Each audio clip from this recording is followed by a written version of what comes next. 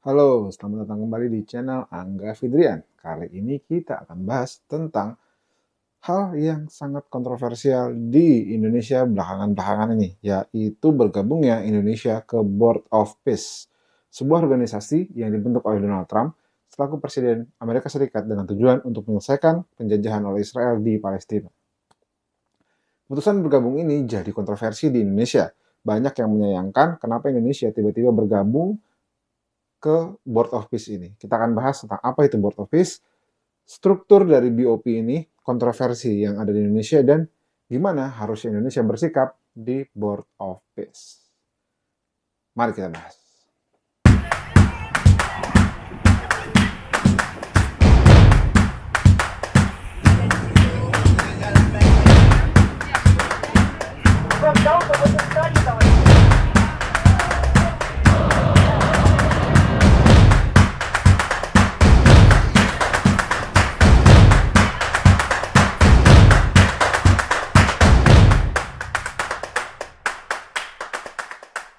Menghadirkan keadilan sosial bagi seluruh Indonesia. Nah, itu dia tujuan kita. Oke, pertama kita akan bahas tentang apa itu Board of Peace. Board of Peace pertama kali digagas oleh Donald Trump pada September 2025 sebagai rencana untuk mengakhiri konflik bersenjata di Gaza. Rencana ini muncul setelah Israel dan Hamas mencapai kesepakatan gencatan senjata pada 9 Oktober 2025. Januari 2026, Trump mengundang 60 negara untuk bergabung. Pada 22 Januari 2026, Trump mengumumkan piagam Board of Peace di Davos saat ada pelaksanaan World Economic Forum. Nah, 26 negara telah menyatakan menjadi anggota Board of Peace. Pertama ada Argentina, ada Albania, ada Armenia, ada Azerbaijan, ada Bahrain, ada Belarus, ada Bulgaria, Kamboja, Mesir, El Salvador, Hungaria, Indonesia, dan Israel sebelahan, Yordania, Kazakhstan, Kosovo, Maroko, Mongolia, Pakistan, Paraguay, Qatar, Arab Saudi, Turki, Uni Emirat Arab, Uzbekistan, dan Vietnam.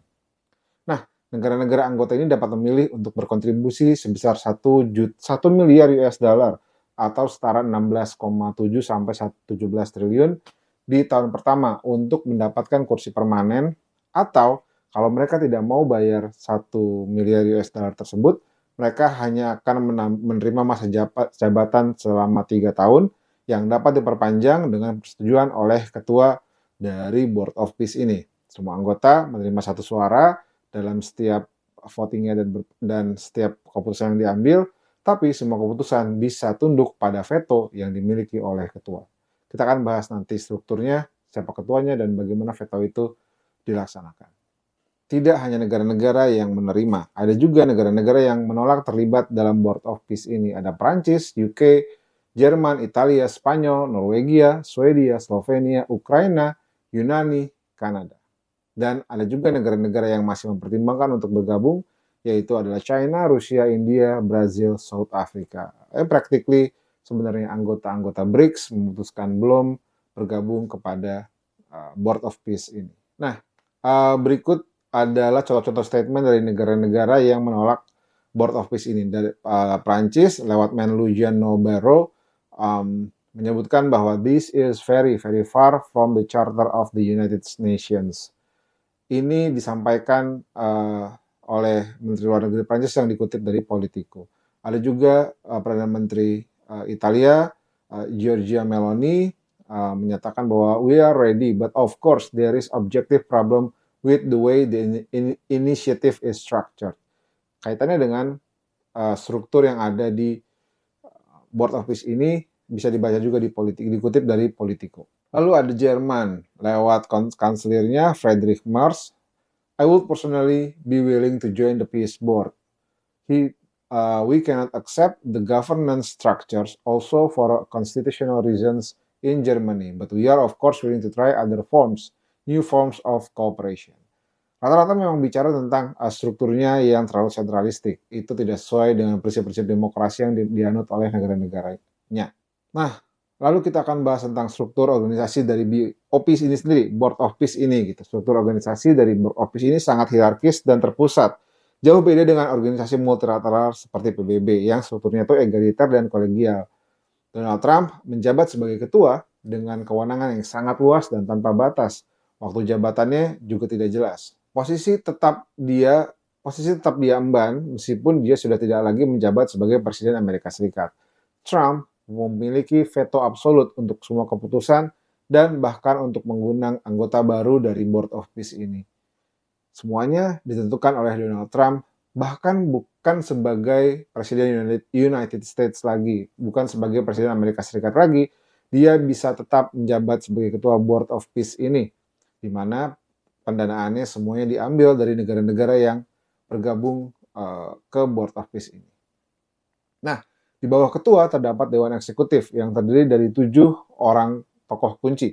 Pertama ada Menteri Luar Negeri Amerika Serikat, ada Marco Rubio, ada utusan khusus Donald Trump, itu Steve Witkoff, ada menantu Donald Trump, Jared Kushner, ada mantan Perdana Menteri Inggris Tony Blair, ada miliarder di sektor keuangan Mark Rowan, Presiden Bank Dunia, Ajay Banga, serta Robert Gabriel yang merupakan ajudan Trump di Dewan Keamanan.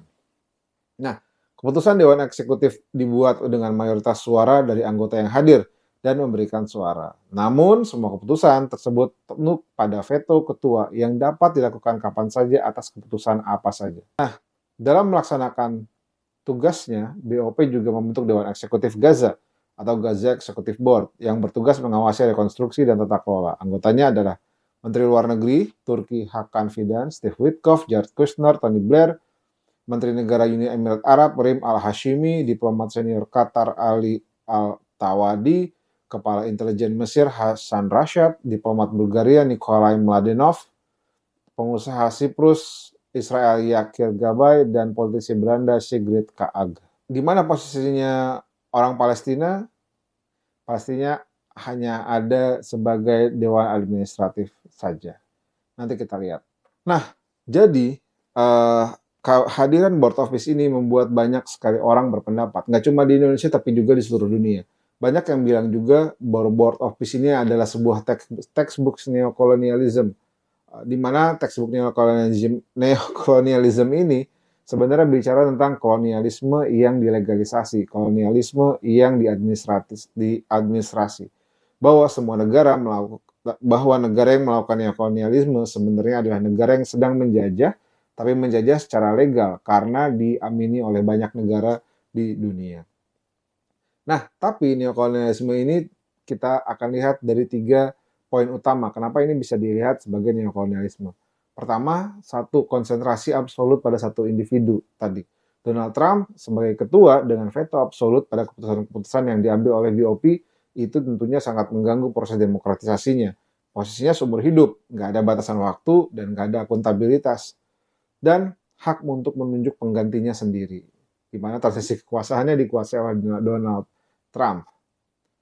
Bahkan di Dewan Keamanan PBB yang bagi banyak orang itu problematik gitu, hak veto itu dibagi merata ke 5 negara superpower kira-kira gitu ya. BOP mengonsentrasikan semua power pada satu orang yang memegang posisi bahkan setelah tidak lagi menjabat sebagai Presiden Amerika Serikat. Ini jadi hal yang sangat-sangat krusial untuk keberlangsungan BOP ini dan proses demokrasi yang ada di Board of Peace. 2. Palestina hanya sekedar ada. Mereka nggak punya power untuk melakukan dan mengambil keputusan apapun. Dari 26 anggota, Palestina itu nggak jadi anggota. Israel yang menjajah Palestina bahkan jadi anggota yang setara dengan anggota-anggota lainnya. Palestina cuma diwakili oleh 15 teknokrat sebagai National Committee yang posisinya berada paling bawah dalam struktur BOP. Mereka nggak punya hak voting, keputusan diambil tanpa melibatkan mereka. Ini tuh kayak gimana? Ini tuh contohnya kayak penjajah Belanda dan Jepang menentukan kemerdekaan Indonesia difasilitasi oleh negara-negara lain. Tapi Indonesia tidak terlibat. Soekarno-Hatta hanya sebagai pegawai administratif yang nggak punya suara, nggak punya kesempatan ngambil keputusan, dan nggak bisa menentukan arah bangsa maunya kemana. Ini bukan hanya absurd, ini tuh penghinaan buat akal sehat. Yang ketiga, New Gaza yang dipresentasikan oleh Jared Kushner itu adalah bentuk gentrifikasi dan impian semua pengusaha properti. Jared Kushner menjelaskan bahwa butuh 25 miliar US dollar untuk New Gaza. Kalau dikumpulkan dari 1 miliar per anggota, 26 itu aja udah terkumpul uangnya untuk melakukan rekonstruksi di Gaza seperti proyek properti. Jared Kushner, kalau kita lihat, itu melakukan presentasinya sama seperti pengusaha properti yang memperlihatkan gedung pencakar langit, waterfront, lokasi-lokasi komersil, dan lain-lainnya gitu. Dan itu adalah tipikal perusahaan properti yang mau melakukan penggusuran paksa di sebuah kota, misalnya di Indonesia atau di Jakarta. Biasanya akan datang ke pemerintah dengan tampilan yang sangat komersil, sangat keren dan canggih, tanpa mempertimbangkan orang yang tinggal di situ sebelumnya. Bahasa yang digunakan oleh Jared Kushner adalah kesempatan investasi, kesempatan dapat profit, dan hal-hal yang kaitannya dengan akumulasi kapital dan kekayaan.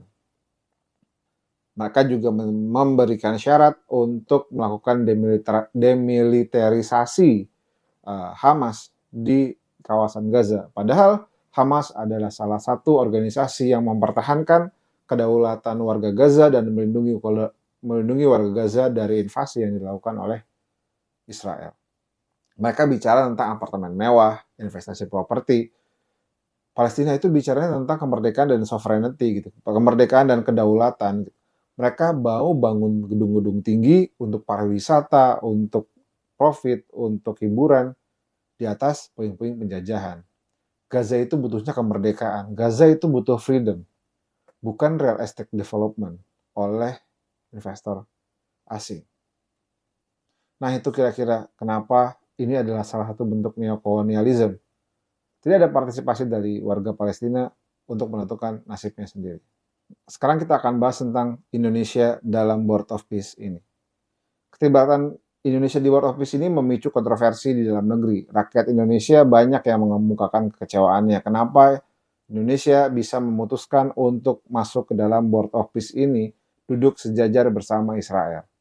Satu hal yang paling penting untuk dipastikan adalah jangan sampai keterlibatan Indonesia ini jadi pijakan awal untuk normalisasi hubungan diplomatik dengan Israel. Padahal Palestina belum mendapatkan kemerdekaannya. Itu adalah amanat dari para pendiri bangsa gitu.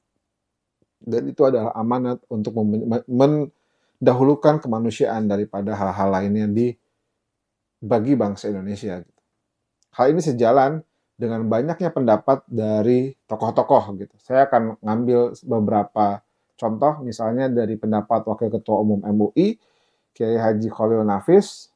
Kiai Haji Khalil Nafis menyampaikan bahwa Indonesia bergabung dengan Board of Peace itu jelas tidak berpihak kepada Palestina. Karena selain karena penggagasnya ada Donald Trump, ada anggotanya, ada Netanyahu yang jelas menjajah dan tidak ada negara Palestina di dalamnya. Tidak hanya Wakil Ketua MUI, Ketua MUI bidang hubungan luar negeri dan kerjasama internasional, Profesor Sudarnoto Abdul Hakim juga menyatakan bahwa MUI menegaskan bahwa isu Palestina bukan sekedar konflik biasa, melainkan persoalan penjajahan, perampasan hak dasar, dan kejahatan serta pelanggaran sistematis terhadap hukum humaniter internasional. Board of Peace adalah bentukan nyata langkah neokolonialisme. MUI memandang ada problem struktural Board of Peace yang sangat serius. Keterlibatan Israel sebagai anggota setara bukan sebagai occupying power yang harus dimintai pertanggungjawaban merupakan cacat mendasar. Perdamaian sejati hanya mungkin terwujud apabila hak, martabat, dan kedaulatan rakyat Palestina dipulihkan sepenuhnya. Skema Board of Peace tidak menunjukkan arah perdamaian sejati. Itu dari dua tokoh MUI yang ada di MUI. Nah, sekarang adalah pendapat dari akademisi yang merupakan dosen saya di Hubungan Internasional UNPAD, yaitu Pak Teguh Reza Syah. Pak Reza, saya murid Bapak. Secara teori, Indonesia bisa menjadi stabilisator, penjembatan, tapi idealisme Indonesia akan tertelan oleh lautan kolonialisme yang dikendalikan oleh Amerika Serikat. Padahal Indonesia mendapat mandat dari Liga Arab dan Organisasi Konferensi Islam pada 2023 untuk mengupayakan solusi bersama Sekjen PBB. Artinya idealisme kita runtuh dan kalah. Indonesia dibangun atas perjuangan anti kolonialisme.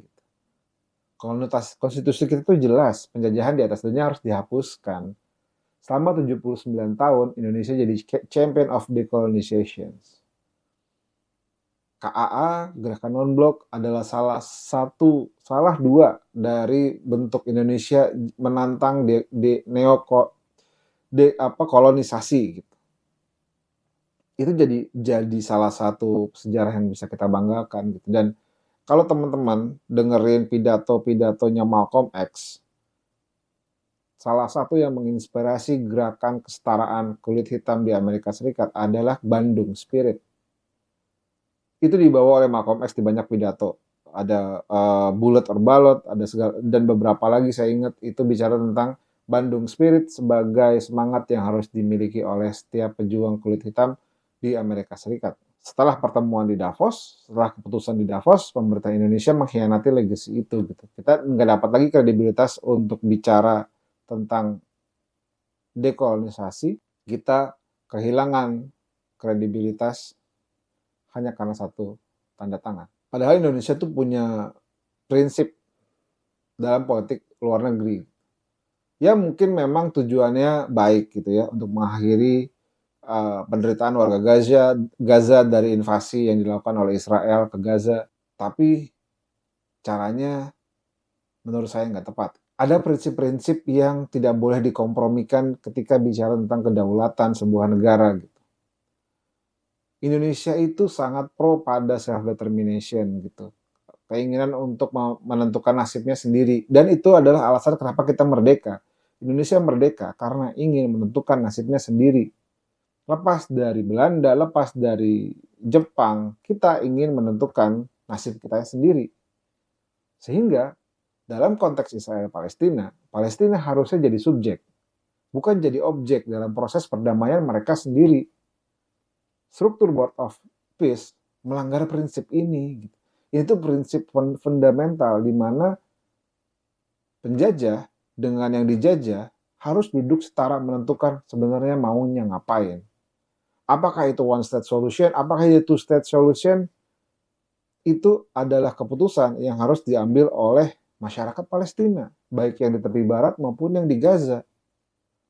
Dengan Donald Trump punya veto absolut, Israel sebagai anggota yang setara dengan yang lain, dan Palestina cuma diwakili oleh teknokrat tanpa voting power, ini tuh bukan proses perdamaian. Ini cuma okupasi yang diadministrasi.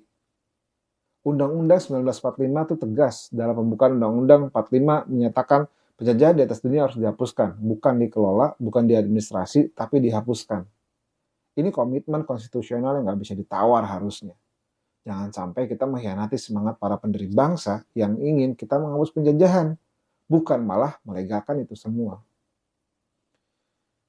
Indonesia tuh sudah punya sejarah lagi-lagi. Indonesia sudah punya sejarah lewat forum-forum, lewat gerakan non-blok, lewat KAA, lewat ASEAN. Itu pengaruh dari Indonesia, itu hegemoninya Indonesia, bukan bayar 17 triliun untuk hadir di lembaga yang didominasi oleh Donald Trump dengan veto absolut. Kita tuh nggak boleh, kita sebagai warga kita nggak boleh diam pada pengkhianatan pada konstitusi kita, pengkhianatan pada identitas bangsa Indonesia sebagai sebuah bangsa yang anti penjajahan, anti kolonialisme. Lalu kita bicara tentang kontribusi 17 triliun, 16,7 triliun atau 17 triliun yang dibayarkan Indonesia kepada Board of Peace, yang menurut Menteri Purbaya akan dibayarkan melalui APBN. 17 triliun itu bisa dipakai buat apa sih? Dia lebih besar dari anggaran Kementerian Luar Negeri tentunya. Subsidi BBM untuk semua orang, untuk rakyat miskin selama setahun. Bangun rumah sakit, bangun sekolah baru. Sehingga jumlah sekolah, bangku SD, bangku SMP, bangku SMA-nya bisa sama. Fasilitas rumah sakit bisa diperbaiki, jadi nggak ada lagi orang yang meninggal karena nggak bisa mendapatkan pelayanan yang baik. Beasiswa untuk buat mahasiswa-mahasiswa Indonesia. Dan yang paling penting rekonstruksi buat bencana di Sumatera. Itu aja belum selesai, masa udah mau ngasih. ke sebuah institusi yang melegalkan kolonialisme. Pak Presiden membayar 17 triliun cuma untuk beli kursi di ruangan yang gak punya kekuasaan. Beli kursi untuk di ruangan yang keputusannya diambil secara penuh oleh Trump. 17 triliun dikeluarkan untuk memberikan legitimasi kepada agendanya Donald Trump. Ini bukan investasi. Ini tuh pemborosan dengan harga mahal untuk mengkhianati prinsip-prinsip bangsa Indonesia. Itu yang paling parah. Lalu Indonesia harusnya seperti apa? Indonesia harus berhenti melakukan transaction-based foreign policy. Berhenti. Diplomasi Indonesia harusnya berdasarkan nilai-nilai universal atau value-based foreign policy. Seperti kedaulatan wilayah, keadilan sosial, kemanusiaan, integrasi teritorial. Itu yang harusnya dimiliki oleh Indonesia. Nah, kita lihat dulu cuplikan videonya sebentar. Nah, jadi kami membayangkan ke depan ada pergeseran paradigma dari yang lebih transaksional, lebih melihat ini sebagai hubungan yang bisa serba dihitung. Tapi ini sesuatu yang value based, smart power istilah yang kami gunakan.